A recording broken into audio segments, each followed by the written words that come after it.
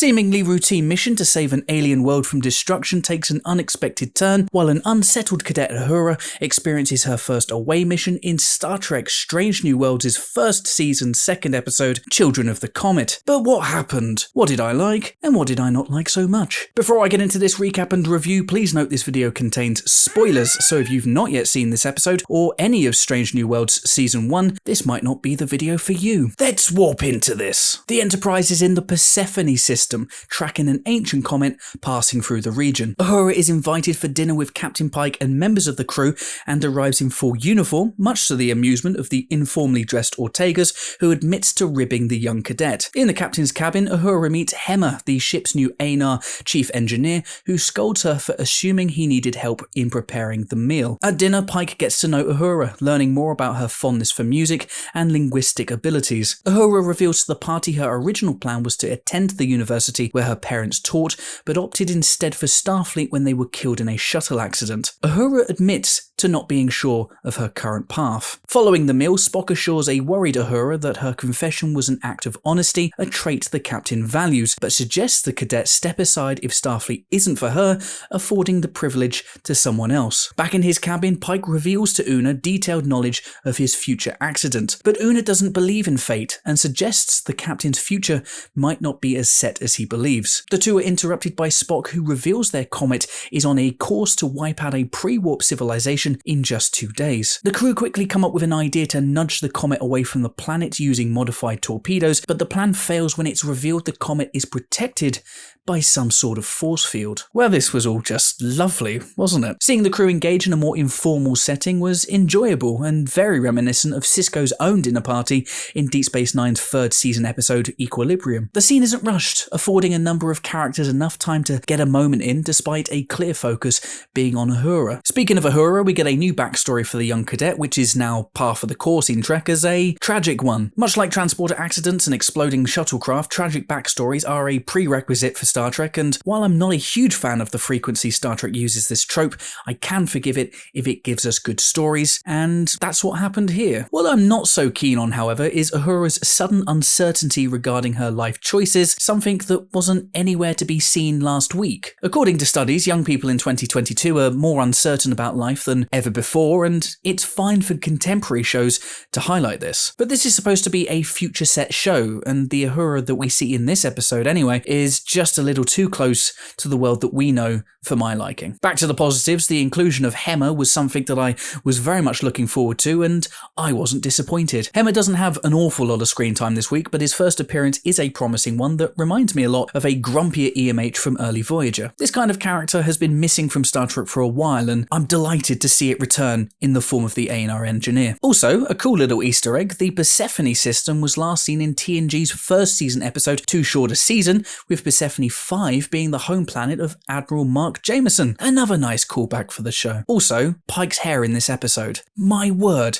that quiff is intense. Great job, hair department. Discovering subterranean structures on its surface, Leanne, Spock, George Kirk, and Uhura, who is on her first away mission, beam to the comet in an attempt to deactivate the shield protecting it. There, the team find a chamber with a breathable atmosphere and a large egg-shaped orb at its center. Kirk attempts to decipher the orb's markings, but gets too close and is hit and severely injured by a discharge of energy. Spock is able to stabilize Kirk, but the comet's shields reactivate, trapping the team and preventing them from beaming back to the ship. Once again noting the orb's strange markings, Spock tells Uhura her linguistic abilities may be the key to saving Kirk and the rest of the team. Back on the Enterprise, Pike and the crew devise a new plan to save the planet and the away team using phaser harmonics set at the right frequency to destabilize the comet's shield. Before they can implement their new strategy, however, the Enterprise is attacked suddenly by powerful aliens who identify themselves as the Shepherds. The Shepherds reveal they're protecting the comet, believing it to be an ancient arbiter of life on a preordained mission. The Shepherds threaten to destroy the Enterprise if they continue to tamper with the comet, ignoring Pike's pleas to save the civilization on the planet. Back on the comet's surface, Uhura continues to work to understand the orb's markings. She begins to hum to herself, which the team soon discover is causing the orb to react with different colours emanating to match the pitch of the cadet's humming. Uhura theorizes that the markings on the orb are actually harmonics, and together with Spock, the two vocalize, matching the harmonics and seemingly starting a dialogue with the comet, which eventually lowers the shield, allowing the team to beam back to the Enterprise. The main adventure and the mystery of a comet with shields is a very Trekkian kind of story. I've got to say, it's promising to see Strange New Worlds lean more into the science part of science fiction, with the action on the surface largely focusing around using harmonic frequencies to solve elements of the mystery and push things along. The nice thing here, though, was that at no point did it feel like this was all being rushed over through fear that any thought would destroy the concept. Does the science actually stand up? Honestly, I don't know, because I'm not a scientist. But it felt right, and in keeping with older Trek, it was presented in a way I could actually half comprehend. And I like that. The design of the chamber on the comet was also visually impressive. I don't know about you, but I got massive Prometheus vibes from everything on the surface, right down to the central eggy-like orb and ridged walls on the chamber, which evoked to me memories of H.R. Giger's Alien designs. The singing, or humming sequences, whatever you want to call them, were alright, if a little drawn out for my tastes. Personally, I've always found Trek's incorporation of singing to be a bit cringe, maybe unless you're this guy, maybe. Music has always been a part of Uhura's character, as well as a real-life talent of the actress playing her. In any case, to see Uhura and Spock collaborate musically like they used to back in the day, it was another neat callback to old-school Star Trek. In addition, these musical moments were also very reminiscent of the climactic first contact scene in Steven Spielberg's classic Close Encounters of a Third Kind. Aliens and close encounters in an episode of Star Trek?